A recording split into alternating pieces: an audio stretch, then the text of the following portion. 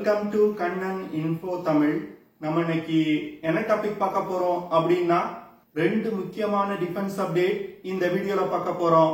முதல் defence update, சமீபத்துல France மற்றும் இந்தியாவுக்கு இடையே ஒரு ஆயுத விற்பனை தொடர்பா பேச்சுவார்த்தை நடத்தப்பட்டு வருவதா செய்திகள் வெளிவந்திருக்கு. அதுவும் பிரான்ஸ் இந்தியாவிடமிருந்து ஒரு மிகவும் முக்கியமான ஆயுதத்தை வாங்குவதற்கு முயற்சி செய்வதா தற்போது செய்திகள் வெளிவந்திருக்கு. நீங்க கூட நினைக்கலாம், எப்பொழுதுமே பிரான்சிடம் இருந்து தானே இந்தியா ஆயுதம் வாங்குவாங்க, இப்போ எதற்காக இந்தியாவிடமிருந்து பிரான்ஸ் ஆயுதத்தை வாங்க போறாங்க அப்படின்னு. பிரான்ஸ் இந்தியாவிடமிருந்து என்ன ஆயுதத்தை வாங்க போறாங்க, பிரான்ஸ் இந்தியாவிடமிருந்து வாங்க உள்ள ஆயுதத்தோட செயல்திறன் மற்றும் சிறப்பம்சங்கள் என்ன, இந்த ஆயுத ஏற்றுமதி மூலமா இந்தியாவுக்கு கிடைக்கக்கூடிய நன்மைகள் என்ன அப்படிங்கிறது குறித்து பார்க்கலாம். அடுத்து, இந்தியா ரஷ்யாவுடைய S-400 மற்றும் இஸ்ரேலுடைய அயன் டோம் ஏர் டிஃபென்ஸ் சிஸ்டத்தை விட ஒரு அதிநவீனமான ஏர் டிஃபென்ஸ் சிஸ்டத்தை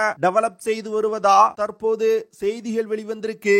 அது என்ன ஏர் டிஃபென்ஸ் சிஸ்டம், எப்படி இந்தியா தயாரிக்கும் ஏர் டிஃபென்ஸ் சிஸ்டம் S-400 மற்றும் அயன் டோம் ஏர் டிஃபென்ஸ் சிஸ்டத்தையே ஓவர்டேக் செய்யும், இந்தியா டெவலப் செய்யும் ஏர் டிஃபென்ஸ் சிஸ்டத்தோட செயல்திறன் மற்றும் சிறப்பம்சங்கள் என்ன, வரும் காலத்துல இந்தியா அந்த ஏர் டிஃபென்ஸ் சிஸ்டங்களை எப்படி பயன்படுத்த போறாங்க, இந்தியா டெவலப் செய்யும் ஏர் டிஃபென்ஸ் சிஸ்டத்தோட செயல்திறன் மற்றும் சிறப்பம்சங்கள் என்ன அப்படிங்கிறது குறித்து நம்ம டீடைலா இந்த வீடியோல பார்க்கலாம். தற்போது பாரத பிரதமர் பிரான்ஸ் நாட்டிற்கு ஒரு சுற்றுப்பயணம் போயிருந்தாரு. அவரது சுற்றுப்பயணத்தின் போது மிகவும் ஒரு முக்கியமான செய்தி வெளிவந்திருக்கு. அதாவது, பிரான்ஸ் இந்தியாவிடமிருந்து பினாக்கா மல்டி பேரல் ராக்கெட் லான்ச்சர்களை வாங்குவதற்கான பேச்சுவார்த்தைகளை நடத்தி வருவதா செய்திகள் வெளிவந்திருக்கு. அதாவது, பினாக்கா மல்டி பேரல் ராக்கெட் லான்ச்சர்களை வாங்குவதற்கான பேச்சுவார்த்தைகள் தற்போது இறுதி கட்டத்தை எட்டியிருப்பதா சொல்லப்படுது.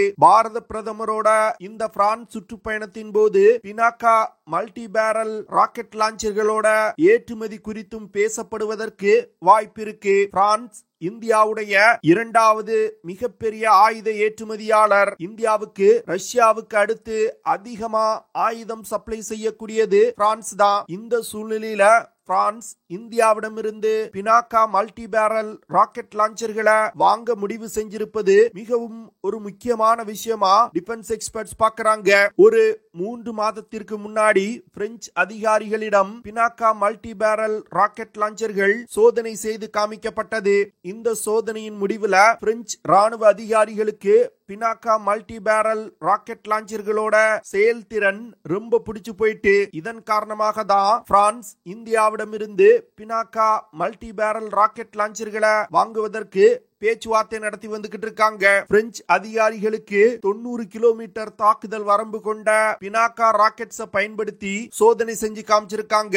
பினாக்கா மல்டி பேரல் ராக்கெட் லான்ச்சர்கள் முதல்ல கார்கில் யுத்தத்தின் போது பாகிஸ்தானுக்கு எதிராக மிக சிறப்பா பயன்படுத்தப்பட்டது. இதனை தொடர்ந்து அதிக அளவுல பினாக்கா மல்டி பேரல் ராக்கெட் லான்ச்சர்கள் தயாரிக்கப்பட்டு இந்திய ராணுவத்தில் இணைக்கப்பட்டிருக்கு. பிரான்ஸ் இந்தியாவிடமிருந்து பினாக்கா மல்டி பேரல் ராக்கெட் லான்ச்சர்களை வாங்குவதற்கு DRDO நிறுவனத்தின் director general of missiles and strategic system அமைப்பை சேர்ந்த ராஜா பாபு அப்படிங்கிற அதிகாரியுடன் பிரான்ஸ் பேச்சுவார்த்தை நடத்தி வந்துகிட்டு இருக்காங்க. இந்த பேச்சுவார்த்தை இறுதி கட்டத்தை எட்டி இருப்பதா சொல்லப்படுது. அதனால இன்னும் கூடிய விரைவில் பிரான்ஸ் மற்றும் இந்தியாவுக்கு இடையே பினாக்கா மல்டி பேரல் ராக்கெட் லான்ச்சர்கள் தொடர்பா ஒரு ஒப்பந்தம் கையெழுத்திடப்படுவதற்கு வாய்ப்பு இருக்கு. பிரான்ஸ் இந்த பினாக்கா மல்டி பேரல் ராக்கெட் லான்ச்சர்களை வாங்குவதற்கு முக்கியமான காரணம் இந்த சிஸ்டத்தோட செயல்திறன் தான். தற்போது இந்திய படையில் பயன்பாட்டில் உள்ள பினாக்கா மல்டி பேரல் ராக்கெட் லான்ச்சர்கள்னால அதிகபட்சமா 90 கிலோமீட்டர் தூரத்துல உள்ள இலக்குகளை மிக துல்லியமா தாக்க முடியும். அது மட்டும் இல்லாம கிட்டத்தட்ட 100 கிலோகிராம் எடை கொண்ட வெடிப்பொருட்களை சுமந்து சென்று தாக்குதல் நடத்த முடியும். பினாக்கா மல்டி பேரல் ராக்கெட் லான்ச்சர்கள்ல பயன்படுத்தப்படும் மிசைல்கள்னால ஒலியின் வேகத்தை விட 4 மடங்கு வேகமா சென்று இலக்கை தாக்கும். இந்த சிஸ்டத்துல உள்ள ராக்கெட்டுகளை இலக்கை நோக்கி வழி நடத்துவதற்கு ring laser gyro inertial navigation system with GPS NavIC satellite guiding system பயன்படுத்தப்பட்டிருக்கு. பினாக்கா மல்டி பேரல் ராக்கெட் லான்ச்சர்கள்னால அதிகபட்சமா 72 ராக்கெட்டுகளை வெறும் 42 செகண்ட்ல லான்ச் செய்ய முடியும். இதனால இந்த பினாக்கா மல்டி பேரல் ராக்கெட் லான்ச்சர்களை பயன்படுத்தி எதிரிகளுக்கு பலத்த சேதத்தை ஏற்படுத்த முடியும். பினாக்கா மல்டி பேரல் ராக்கெட் லான்ச்சர்கள்ல உள்ள ராக்கெட்டுகள்னால அதிகபட்சமா 40 கிலோமீட்டர் உயரத்துல பறந்து சென்று தாக்குதல்களை நடத்த முடியும். இது போன்ற பல சிறப்பு அம்சங்கள் பினாக்கா மல்டி பேரல் ராக்கெட் லான்ச்சர்ல இருக்கிறதுனால தான் பிரான்ஸ் இந்தியாவிடமிருந்து இந்த சிஸ்டத்தை வாங்குறாங்க. இந்த விஷயம் இந்தியாவுடைய டிஃபென்ஸ் மேனுஃபேக்சரிங் இண்டஸ்ட்ரிக்கு ஒரு மிகப்பெரிய பூஸ்ட கொடுக்கும் அப்படின்னு டிஃபென்ஸ் எக்ஸ்பர்ட் சொல்றாங்க. ஏன்னா இது நாள் வரைக்கும் இந்தியானாலே ஒரு மிகப்பெரிய ஆயுத இறக்குமதி நாடு அப்படின்னு தான் பேர் வாங்கி இருந்துச்சு. ஆனா தற்போது பிரான்ஸ் போன்ற ஒரு மேற்கத்திய நாட்டிற்கே இந்தியா ஆயுதம் ஏற்றுமதி செய்யும் நிலைக்கு வந்திருப்பது மிகப்பெரிய பேசுபொருளா மாறி இருக்கு. அடுத்த அப்டேட், பெங்களூர்ல வச்சு நடைபெற்று வந்துட்டு இருக்க ஏரோ இந்தியா 2025 நிகழ்ச்சியில DRDO ப்ராஜெக்ட் குஷா திட்டத்தின் கீழ் டெவலப் செய்யப்பட்டு வரும் ஏர் டிஃபென்ஸ் சிஸ்டத்தோட ஒரு ஸ்கேல்டு மாடலை காட்சிப்படுத்தி இருக்காங்க. அதாவது இந்த ப்ராஜெக்ட் குஷா திட்டத்தின் கீழ் உருவாக்கப்படும் ஏர் டிஃபென்ஸ் சிஸ்டங்கள் ரஷ்யாவுடைய S-400 மற்றும் இஸ்ரேலுடைய அயன் டோம் ஏர் டிஃபென்ஸ் சிஸ்டத்தை விட அதிநவீனமான ஏர் டிஃபென்ஸ் சிஸ்டமா இருக்கும் அப்படின்னு DRDO சொல்றாங்க.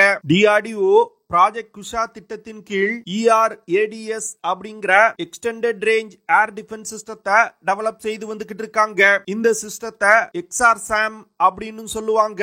இந்த ப்ராஜெக்ட் குஷா திட்டத்தின் கீழ் ஒரு இடத்துல இருந்து இன்னொரு இடத்திற்கு ஈஸியா எடுத்து செல்லக்கூடிய ஒரு டிரான்ஸ்போர்ட்டபிள் ஏர் டிஃபென்ஸ் சிஸ்டத்தை இந்தியா டெவலப் செய்து வந்துகிட்டு இருக்காங்க. அது மட்டும் இல்லாம இந்த ஏர் டிஃபென்ஸ் சிஸ்டத்துல long range surface to air மிசைல்கள் இணைக்கப்பட்டிருக்கு. இந்த ப்ராஜெக்ட் குஷா திட்டத்தின் கீழ் உருவாக்கப்படும் ஏர் டிஃபென்ஸ் சிஸ்டங்கள் 2028 வருடத்துக்குள் இந்திய விமானப்படை மற்றும் இந்திய கடற்படையில இணைக்கப்பட உள்ளது.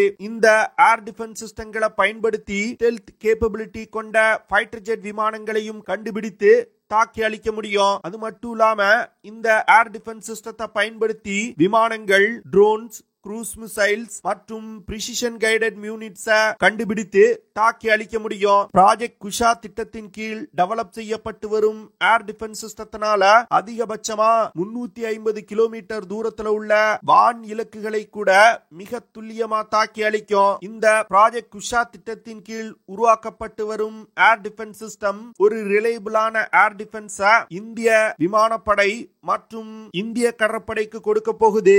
S-400 ஏர் டிஃபென்ஸ் சிஸ்டம் போன்று டார்கெட் எவ்வளவு தூரத்துல இருக்குதோ அதற்கு ஏற்றாற் போல் ரேஞ்ச் உள்ள இன்டர்செப்டார் மிசைல்களை பயன்படுத்துவதற்கு DRDO திட்டமிட்டிருக்காங்க.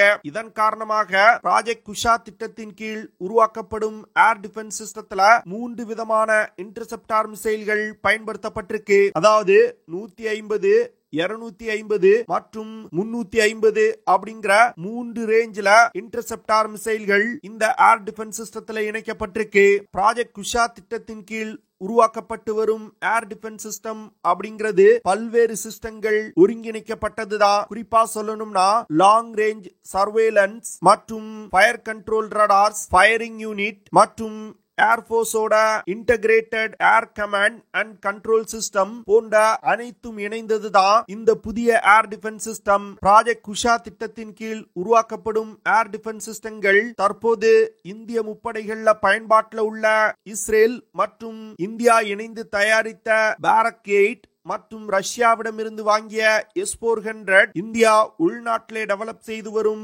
Ballistic missile defence shield போன்ற 3 விதமான ஏர் டிஃபென்ஸ் சிஸ்டங்களோடு இணைந்து செயல்பட போகுது.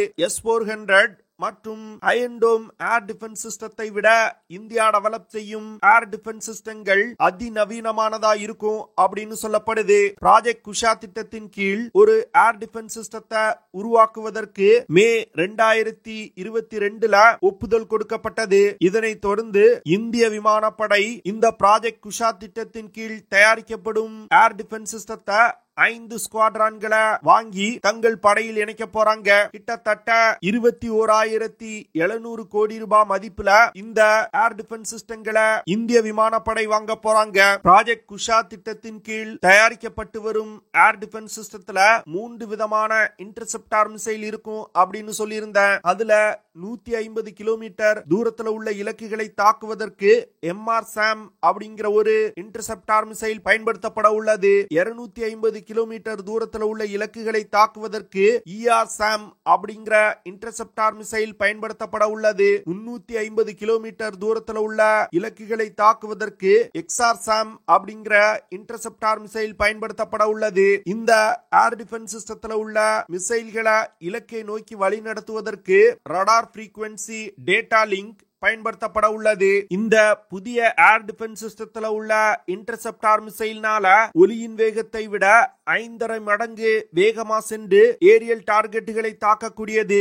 அதாவது ஹைப்பர்சானிக் வேகத்துல இந்த இன்டர்செப்டார் மிசைல்கள் பறந்து சென்று ஏரியல் டார்கெட்டுகளை தாக்கும். இந்த இன்டர்செப்டார் மிசைல்ல IR+RF சீக்கர்கள் பயன்படுத்தப்பட உள்ளது. இதனால இந்த இன்டர்செப்டார் மிசைல்கள் டார்கெட்டை தன்னிச்சையாகவே கண்டுபிடித்து மிக துல்லியமான தாக்குதல்களை நடத்தும். இந்த ஏர் டிஃபென்ஸ் சிஸ்டத்துல பயன்படுத்தப்படும் மிசைல்கள் டிரான்ஸ்போர்ட் எரெக்டர் லான்ச்சர்ல மவுண்ட் செய்யப்பட்டிருக்கும். இது போன்ற பல சிறப்பு அம்சங்கள் ப்ராஜெக்ட் குஷா திட்டத்தின் கீழ் தயாரிக்கப்படும் ஏர் டிஃபென்ஸ் சிஸ்டத்துக்கு இருக்குது.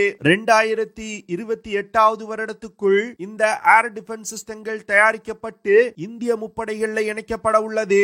நீங்க என்ன நினைக்கிறீங்க? ப்ராஜெக்ட் குஷா திட்டத்தின் கீழ் இந்தியா டெவலப் செய்யும் ஏர் டிஃபென்ஸ் சிஸ்டம் S-400 ஏர் டிஃபென்ஸ் சிஸ்டத்தை விட சிறந்ததா இருக்குமா இருக்காதா அப்படிங்கறத கமெண்ட் பண்ணுங்க. ஓகே ஃப்ரெண்ட்ஸ், நம்ம வீடியோவோட நிறைவு பகுதிக்கு வந்துட்டோம். இதெல்லாம் தான் நான் உங்ககிட்ட ஷேர் பண்ணணும் அப்படின்னு நினைச்ச விஷயங்கள். ஐ ஹோப் நான் ஷேர் பண்ண விஷயங்கள் உங்களுக்கு பிடிச்சிருக்கும்னு நினைக்கிறேன். அப்படி பிடிச்சிருந்துச்சுன்னா ஷேர் பண்ணுங்க, லைக் பண்ணுங்க, கமெண்ட் பண்ணுங்க. மறக்காம நம்ம சேனலுக்கு சப்ஸ்கிரைப் பண்ணுங்க. See you in the next video. Jai Hind.